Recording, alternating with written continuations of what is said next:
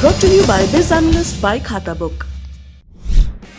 ना कंप्यूटर ना फाइल, अब टैली डेटा ऑन मोबाइल बिज एनालिस्ट के साथ। नमस्कार, सौरभ द्विवेदी नाम है हमारा और आप देखना शुरू कर चुके हैं लल्लन टॉप शो।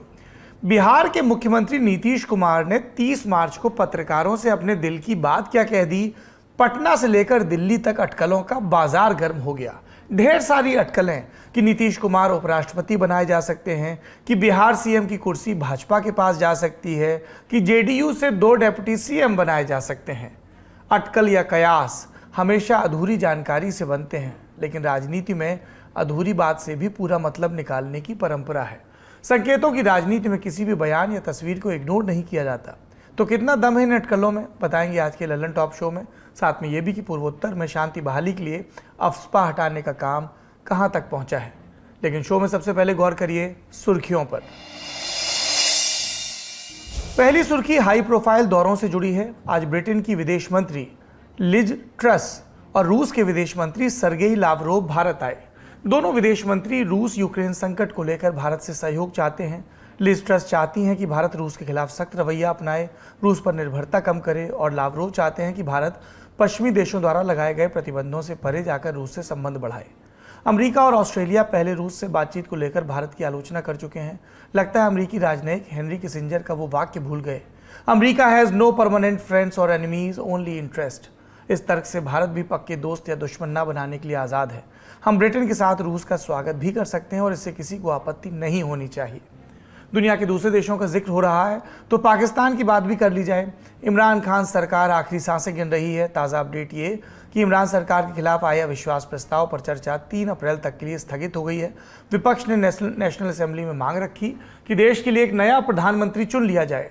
आप तफसील से जानना चाहते हैं कि क्या खेल चल रहा है तो आज का दुनियादारी ज़रूर देखिए। दूसरी सुर्खी बनाई प्रधानमंत्री नरेंद्र मोदी ने। राज्यसभा में 72 सांसदों का कार्यकाल खत्म हुआ। पीएम इस मौके पर सदन को संबोधित कर रहे थे, सुनिए। विदाई समारंभ तो है ही है, जा रहे हैं साथी, लेकिन जैसे बंगाली में कहते हैं आमी आशी, या गुजराती में कहते हैं आवजो, कम अगेन। वैसे कहते तो बाय बाय, लेकिन कहते कम अगेन। तो एक प्रकार से हम तो यही चाहेंगे, कम अगेन।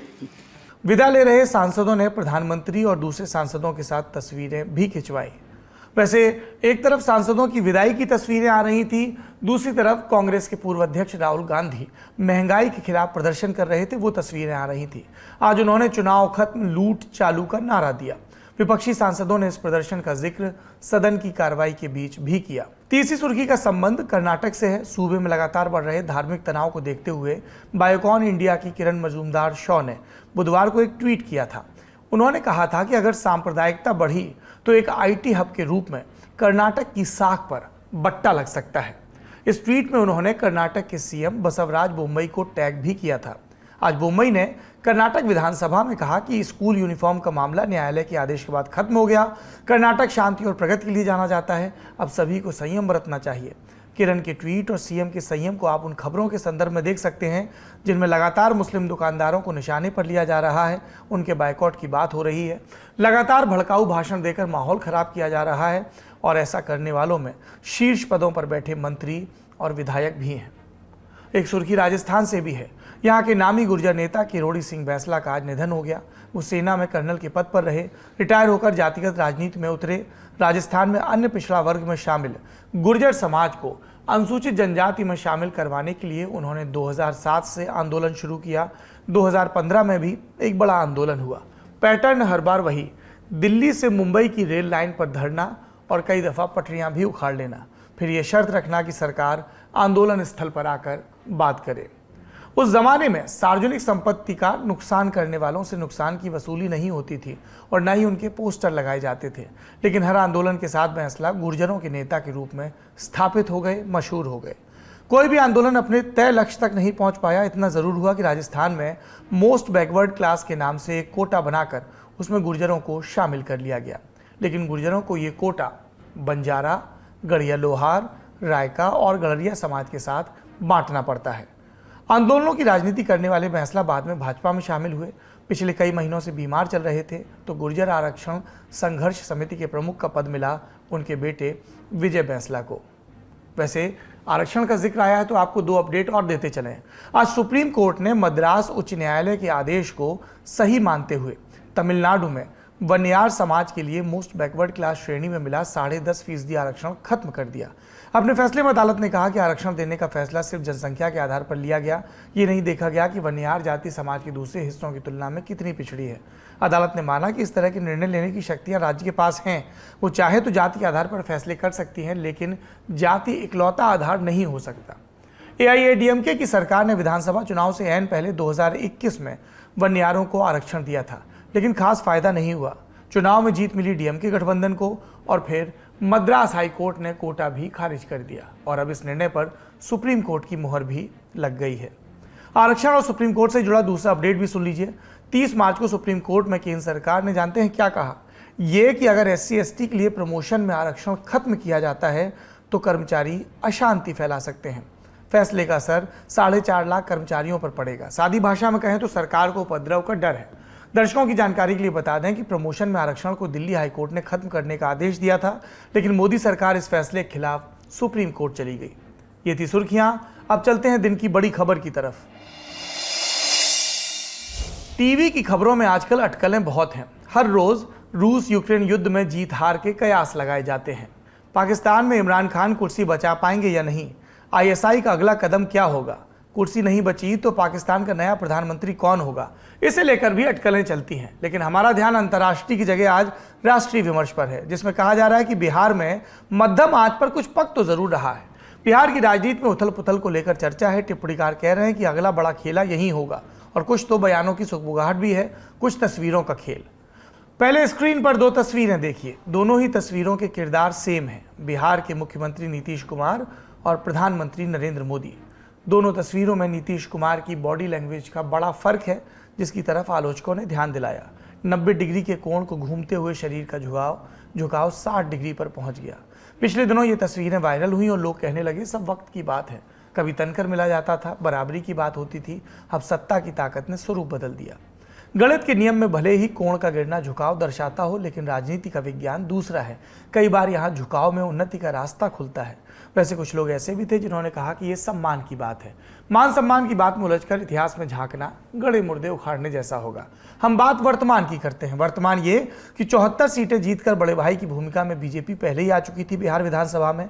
अब मुकेश सहनी की पार्टी VIP के 3 विधायक आने के बाद बीजेपी के विधायकों की संख्या हो गई 77। वो है पार्टी नंबर 1, RJD से भी ज्यादा। 2015 के बाद का थोड़ा सा समय छोड़ दें तो बीजेपी करीब 20 सालों से नीतीश कुमार की JDU के साथ बिहार की सत्ता में है, लेकिन ये इकलौता हिंदी पट्टी का राज्य है जहां आज तक बीजेपी अपना CM नहीं बना पाई।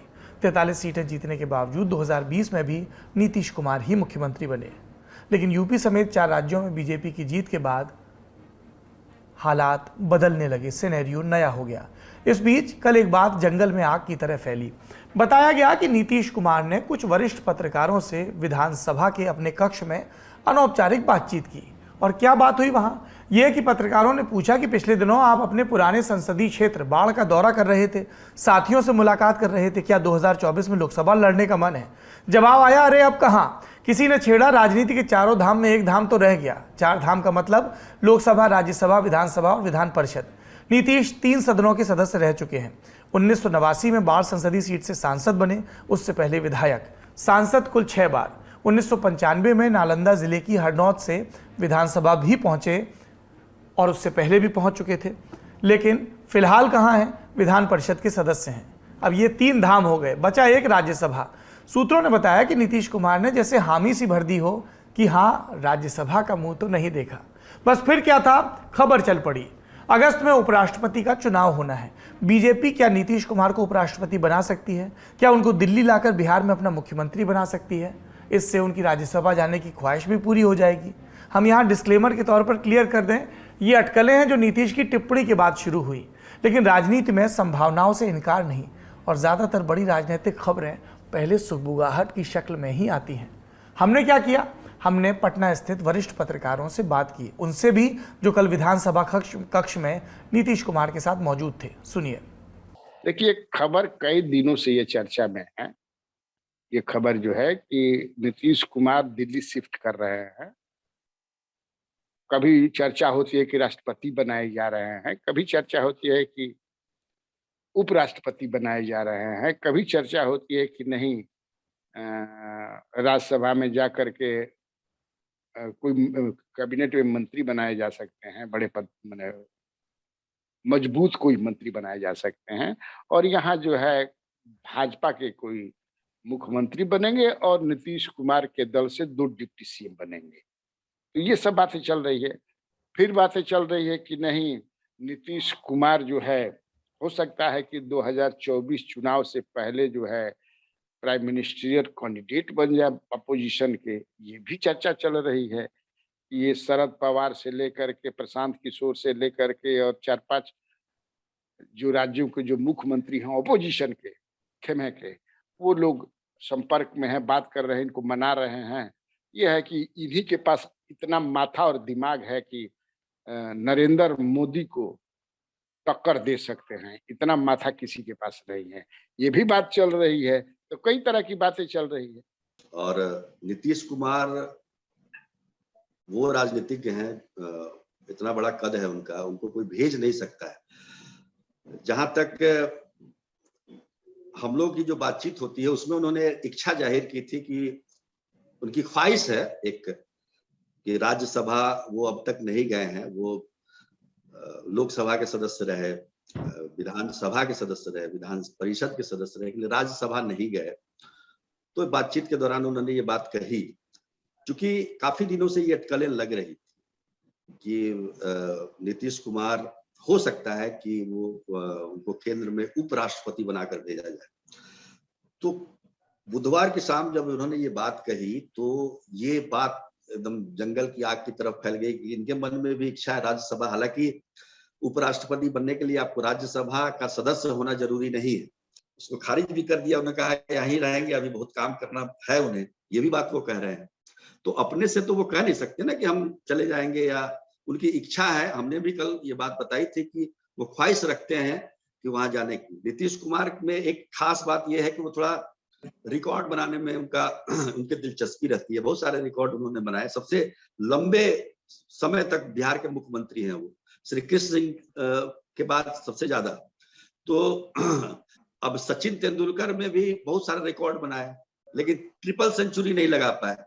उसी तरीके से उनके मन में भी ख्वाहिश होगी कि हम ट्रिपल सेंचुरी नहीं लगा पाए। इस तरह से नीतीश कुमार के अंदर भी ये ख्वाहिश है कि भाई 3 सदन में गए, चौथा सदन बच गया।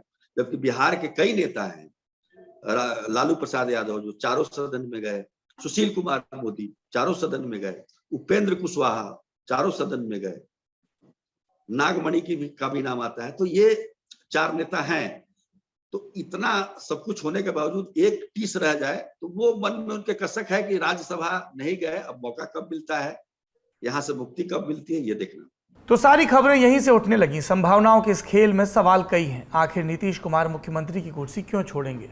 नीतीश कुमार को उपराष्ट्रपति बनाने से बीजेपी को क्या फायदा होगा, जबकि उनके पास खुद लीडरशिप की लंबी पांत है? और लाख टके का सवाल कि नीतीश अगर दिल्ली आ गए तो बिहार का मुख्यमंत्री कौन होगा? बारी बारी से सारे उपलब्ध तर्कों को टटोलते हैं। नीतीश के दिल्ली आने के पीछे सबसे बड़ा तर्क यह दिया जा रहा है कि अब उनकी ताकत वो नहीं रही जो पिछले चुनाव तक हुआ करती थी। विधायकों की संख्या भी कम है और वोट शेयर भी गिर चुका है। विरोधी कहते हैं कि बीजेपी की कृपा पर मुख्यमंत्री बने हैं, समर्थक कहते हैं यह बीजेपी की मजबूरी है। अगर नीतीश ने फिर से पाला बदल लिया तो बांस और बांसुरी दोनों के लाले पड़ जाएंगे। दोनों बातें अपनी जगह सही। रहा सवाल नीतीश का दिल्ली आने को राजी होंगे, तो नीतीश कुमार ने चुनाव के वक्त कहा था कि ये उनका आखिरी चुनाव है। अगर अगला चुनाव नहीं लड़ना तो उपराष्ट्रपति पद के जरिए उन्हें सेफ एग्जिट मिल सकता है। कई जानकार पार्टी में टूट का भी खतरा बताते हैं, जैसा बीजेपी ने कई राज्यों में किया। ऐसे में समरसता बनी रहे उसके लिए दिल्ली कूच किया जा सकता है। पदक्रम के आधार पर देखें तो उपराष्ट्रपति का पद राष्ट्रपति से नीचे और प्रधानमंत्री से ऊपर होता है। उपराष्ट्रपति विदेश दौरों पर भी जाते हैं ताकि अन्य देशों के साथ कूटनीतिक रिश्ते मजबूत किए जा सकें। दूसरा यह कि नीतीश कुमार को उपराष्ट्रपति बनाने से बीजेपी को क्या फायदा? फौरी तौर पर पहला फायदा तो यही कि बीजेपी के लिए अपना मुख्यमंत्री बनाने की राह खुल जाएगी। दूसरा फायदा लॉन्ग टर्म है। आमतौर पर बीजेपी को बाकी जगहों पर ओबीसी के बड़े तबके कुर्मी और कोयरी मतदाताओं का वोट मिलता है, लेकिन बिहार में कुर्मी और कोयरी नीतीश कुमार के कोर वोटर माने जाते हैं। 8% कुर्मी और 6% कोयरी मिलाकर 14%, जो 13% यादव वोटों को बैलेंस करते हैं। नीतीश कुमार की सम्मानजनक विदाई से बीजेपी इस जाति के वोटों पर पकड़ बना सकती है, ऐसा कहा लोगों ने। जात पात से ऊपर उठने की बातें कितनी भी ना की जाएं, लेकिन बिहार में जाति एक बड़ी सच्चाई है, हम ये भी जानते हैं। नीतीश ने जातियों को लेकर गजब का इंजीनियरिंग किया। दलितों को 2 हिस्सों में बांटा, दलित, महादलित, पिछड़ों को भी ओबीसी और एमबीसी यानी पिछड़ा और अति पिछड़ा। जातियों के इस बाइफरकेशन को हथियार बनाया और खुद को लालू की ताकत के सामने स्थापित किया। बीजेपी भी नीतीश के जरिए वही ताकत हासिल करना चाहती, क्योंकि ये बात सत्य है, पिछड़ी जातियों का वोट मिले बगैर बिहार की सत्ता हासिल कर पाना नामुमकिन है। एमबीसी जातियां बिहार की आबादी में 21% की भागीदारी रखती हैं। अगर ये वोट बीजेपी अपनी तरफ ट्रांसफर करवा ले तो हो सकता है कि आने वाले दिनों में वो इतनी बड़ी ताकत बन जाए कि अपने दम पर सत्ता बना पाए। चूंकि नीतीश कुमार के मुंह से राज्यसभा की बात चली तो बीजेपी की उम्मीदें कुलाचे भी मारने लगी। विधानसभा के भीतर आज पत्रकारों ने बीजेपी के फायर ब्रांड विधायक हरिभूषण से सवाल पूछा, तो सुनिए उन्होंने क्या कहा। मनसा जाहिर किए हैं तो उनका मनसा पूरा होगा, वो जो चाहेंगे सो होगा। वो अगर मनसा जाहिर किए हैं तो हम लोग उनके विल के साथ हैं, इच्छा के साथ हैं। बिहार में क्या, बिहार में फिर नया हवा बहेगी, नया क्रांति आएगा। कौन बनेगा? अभी तो दिल्ली तय करेगा। आपकी पार्टी का बनेगा? निश्चित रूप से स्वाभाविक है, वो अगर राज्यसभा में चले जाएंगे तो भारतीय जनता पार्टी का ही कोई बनेगा। इस बयान में महत्वाकांक्षा भी है और मुस्कुराहट भी। बीजेपी नेता कहते हैं कि अगर नीतीश राज्यसभा जाना चाहते हैं तो हम उनकी इच्छा जरूर पूरी करेंगे। मतलब ये कि हर कोई समझ रहा है तैयारी क्या हो रही है। वैसे नीतीश की बात पर आरजेडी का भी रिएक्शन आया। राबड़ी देवी ने क्या कहा, सुनिए। जाना चाहिए, जाना चाहिए। ये माना करेगा, कोई नहीं माना करेगा, सब कोई चाहेगा कि जाए। आप कह रहे हैं कि उपराष्ट्रपति बनेंगे, तो आपको लगता है कि आप उपराष्ट्रपति बनेंगे, प्रधानमंत्री बनेंगे, बनेंगे तो और अच्छा। मैम अपराध बढ़ रहा है तो और अच्छा है ना। ये तो सगुफा छोड़ना उनका बहुत पहले की राजनीति रही है और चर्चाओं में बने रहने के लिए ये सगुफा छोड़ने का काम करते हैं। आपको मैं आज ही कह रहा हूं, कहीं इससे बड़ी कुर्सी मिलेगी तभी यहाँ की कुर्सी वो छोड़ने वाले हैं। राज्यसभा पर वो मानने वाले नहीं हैं, ये जान लीजिए। वो कुर्सी कुमार के नाम से जाने जाते हैं और कुर्सी के लिए वो बिहार को लात मार सकते हैं, बिहार के लोगों का असमत लूट सकते हैं, लुटवा सकते हैं, तो फिर वो कुर्सी के लिए कुछ भी कर सकते हैं। उपराष्ट्रपति के लिए जाएंगे? कल तक वो प्रधानमंत्री के मटेरियल माने जाते थे, अब पता नहीं उपराष्ट्रपति के लिए मटेरियल है कि नहीं है, ये हम नहीं जानते हैं। ये तो बीजेपी के लोग बताएंगे कि किसको बनाएंगे किसको नहीं बनाएंगे। ये तो सब पद के लिए मटेरियल है और खोदा पहाड़ निकली चूड़ी है। बिहार चल ही नहीं रहा है और चले हैं देश चलाने के लिए, ये सब बेकार की बात है। अब देखिए, उम्र पर सवाल नहीं है, उम्र किसी का निकल जाएगा। राजनीति में कोई उम्र नहीं होती है। आदमी का दिमाग काम करना चाहिए, लेकिन इनका दिमाग केवल ब्यूरोक्रेसी की तरफ है, इसके अलावा कुछ नहीं है। ब्यूरोक्रेट के नेता हैं ये, आम जनता के नेता नहीं है। राबड़ी देवी ने ज्यादा तूल नहीं दिया तो वाचाल शैली के लिए मशहूर विधायक भाई वीरेंद्र ने नीतीश कुमार को आड़े हाथों लिया। लेकिन बीजेपी को हिलोरी मारने ख्वाहिशों पर नीतीश कुमार की पार्टी के नेताओं के बयान का भी रंदा चलाना चाहिए। वो क्या बोले, सुनिए। अब उनको जो कहना है उस पर कौन टिप्पणी करेगा।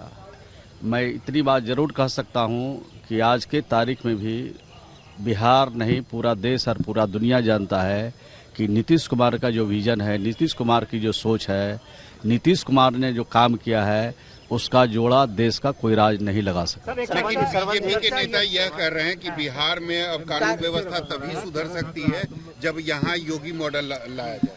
देखिए, हर व्यक्ति का अलग अलग सोच है, अपने सोच के हिसाब से वो कहते हैं, लेकिन पूरा देश नहीं पूरा दुनिया नीतीश कुमार के विजन को लोहा मानती है।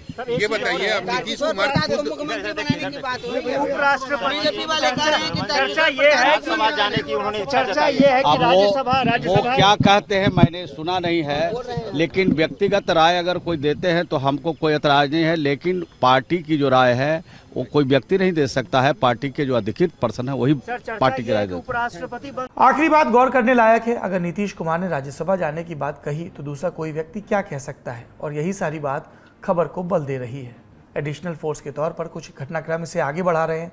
मसलन 28 मार्च को बिहार विधानसभा अध्यक्ष विजय सिन्हा का दिल्ली में भाजपा अध्यक्ष जेपी नड्डा और शिक्षा मंत्री धर्मेंद्र प्रधान से मिलना, उससे पहले विधानसभा में मुख्यमंत्री और अध्यक्ष के बीच बहस होना, बिहार बीजेपी अध्यक्ष संजय जायसवाल का जीतन राम मांझी से मिलना, उससे पहले प्रधानमंत्री मोदी का बिहार बीजेपी के सांसदों से मिलना, गिरिराज सिंह का जेडीयू पर हमलावर होना, मुकेश सहनी को मंत्रिमंडल से बाहर का रास्ता दिखाना, ऐसे कई वाकये हैं जो कह रहे हैं कि संभावनाएं चल रही हैं।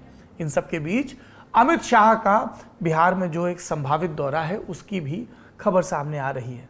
अब सारी बातें संभावनाओं के इर्द गिर्द हैं, तो उससे उपजा बड़ा सवाल कि अगर नीतीश दिल्ली आए तो बिहार बीजेपी की तरफ से सीएम कौन होगा।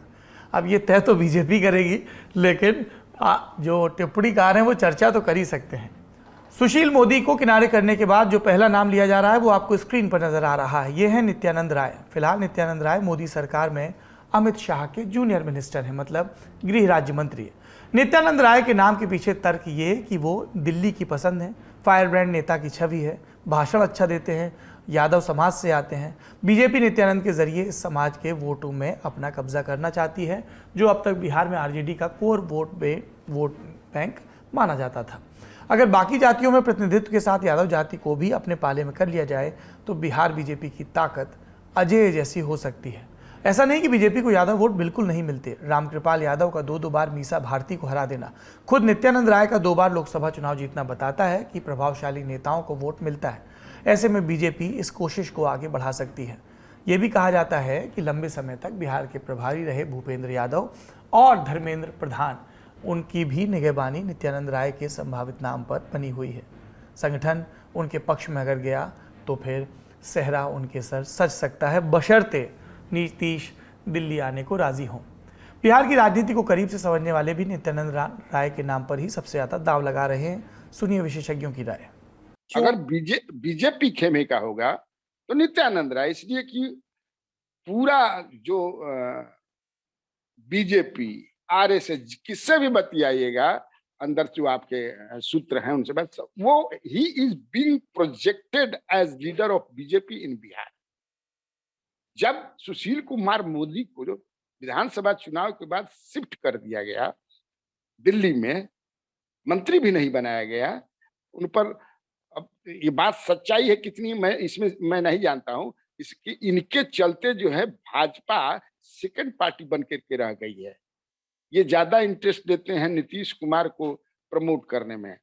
नित्यानंद राय के अलावा कुछ और भी नेताओं का जिक्र किया जा रहा है। मसलन अगर बीजेपी को लगता है कि वो यादव वोट बैंक नहीं तोड़ पाएंगे तो 17% दलितों को साधने के लिए दलित नेता और कैबिनेट मंत्री जनक राम पर दांव लगाया जा सकता है। फिलहाल वो खनन मंत्री हैं, विधान परिषद से आते हैं, गोपालगंज सीट से सांसद रह चुके हैं। एक नाम गिरिराज सिंह का भी चलता है। भूमिहार जाति के लोगों की बड़ी तमन्ना है कि अरसे के बाद उनके समाज से कोई मुख्यमंत्री बने, लेकिन संभावनाएं क्षीण तब होती हैं जब जाति का नंबर कम नजर आता है। एक तर्क ये भी दिया जाता है कि नीतीश कुमार और गिरिराज की पटरी आपस में कितनी बैठती है, तो इसका फैक्टर भी रहेगा। फैसला सर्वसम्मति से हुआ तो गिरिराज बाबू का पलड़ा कमजोर हो सकता है।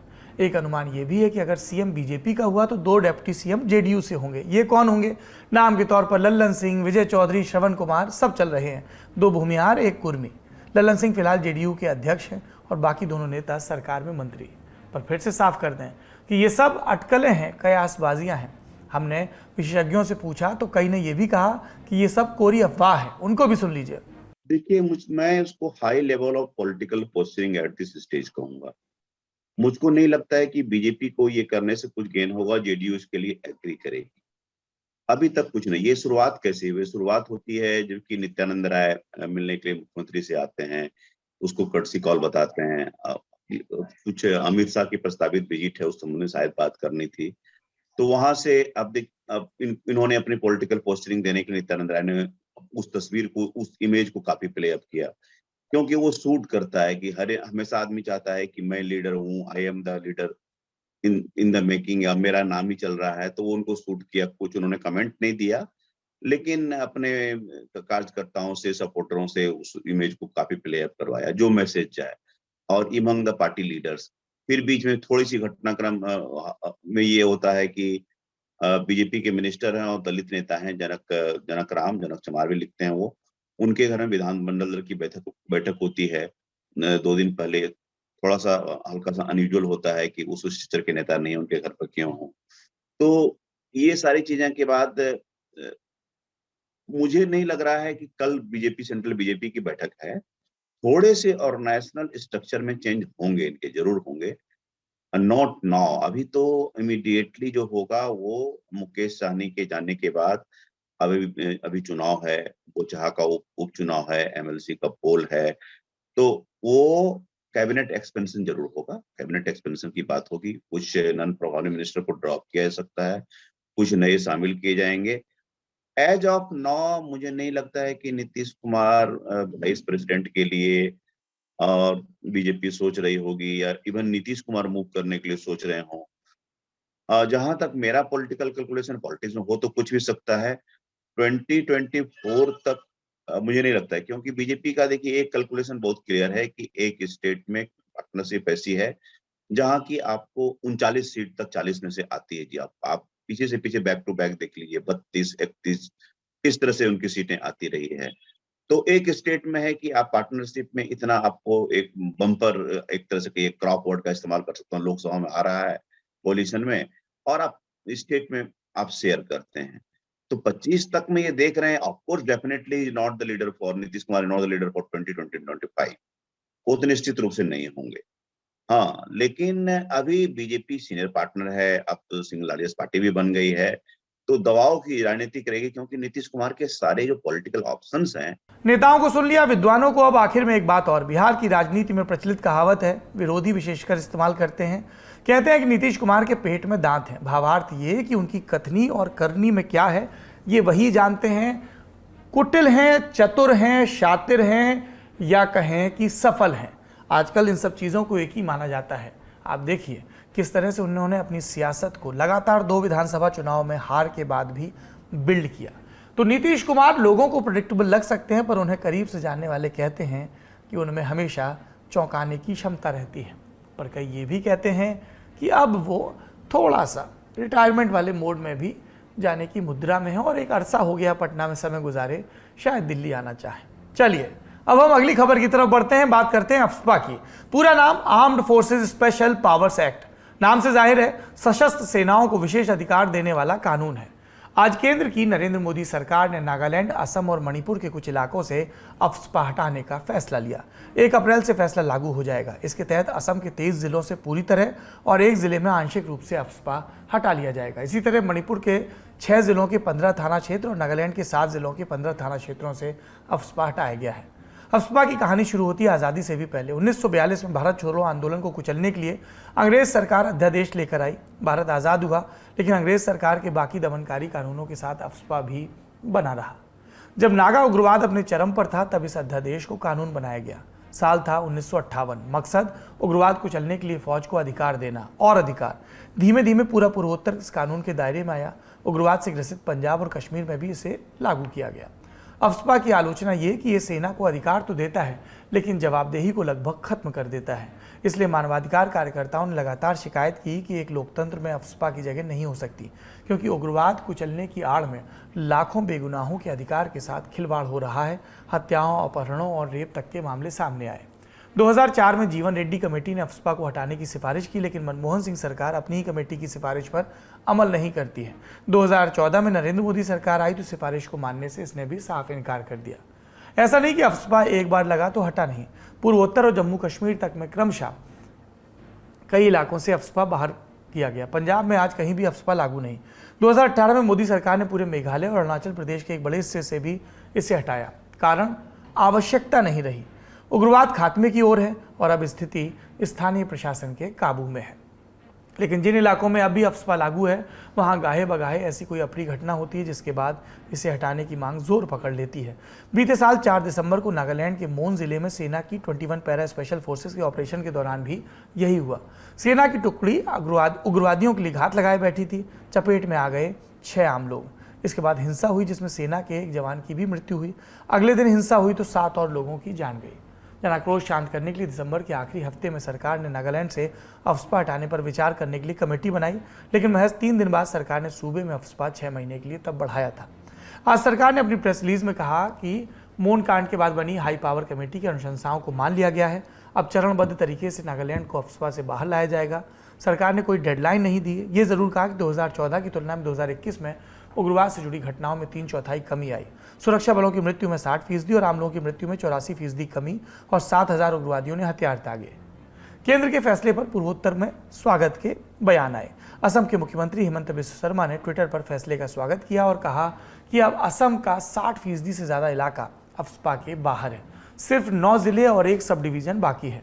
मणिपुर के मुख्यमंत्री एन बीरेन सिंह और नागालैंड के मुख्यमंत्री नेफ्यू रियो ने भी केंद्र को धन्यवाद दिया। सुनिए इन सब पर कानून मंत्री किरण रिजिजू ने क्या कहा। वहां विकास का जो दौर है वो और तेजी से आगे बढ़ेगी। अफ्स्पा होने से क्या होता है कि एक डिस्टर्ब माहौल में लोगों को एक भय रहता है कि सिक्योरिटी फोर्सेस आ रहे हैं, और सिक्योरिटी फोर्सेस इसलिए आते हैं क्योंकि वहां गतिविधि होते हैं गलत तरीके के।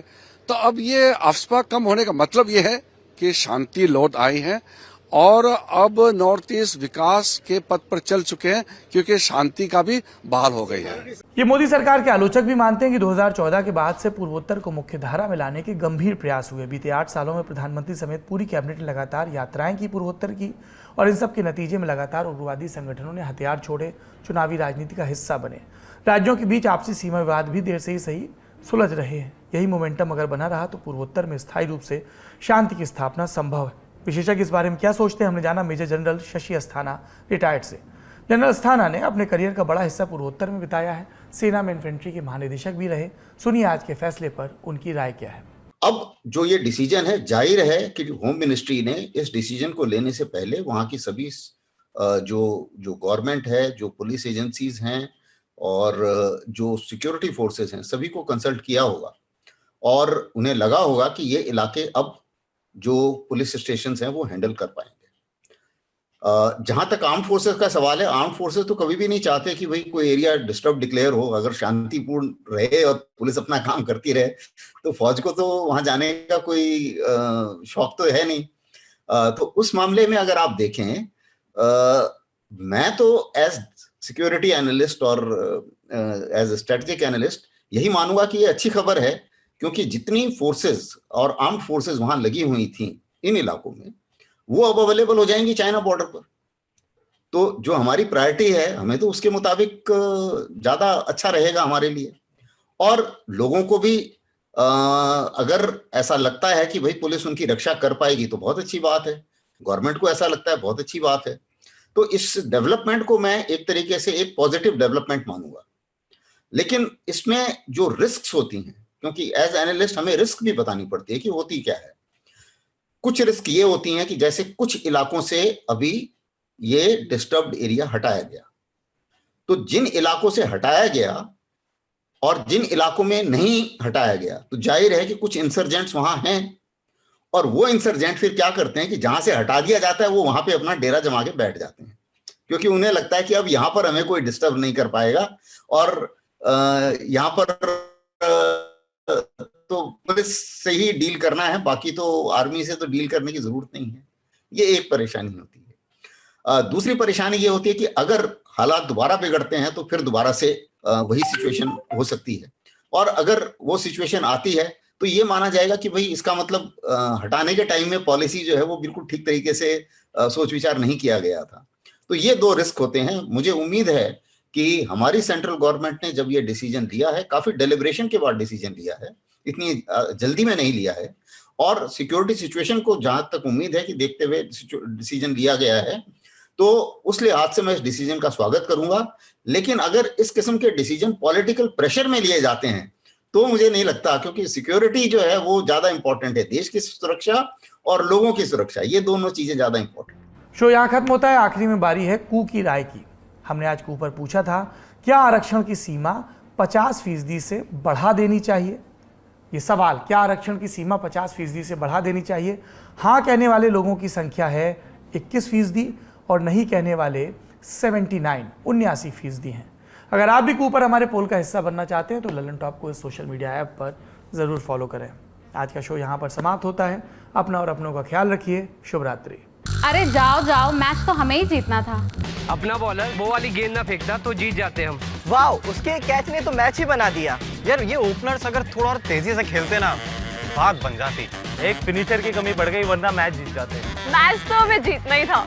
आप भी हैं लल्लन टॉप क्रिकेट एक्सपर्ट? घर बैठे जुड़िए हमारे IPL लाइव शो बमचक में हर रोज मैच के बाद।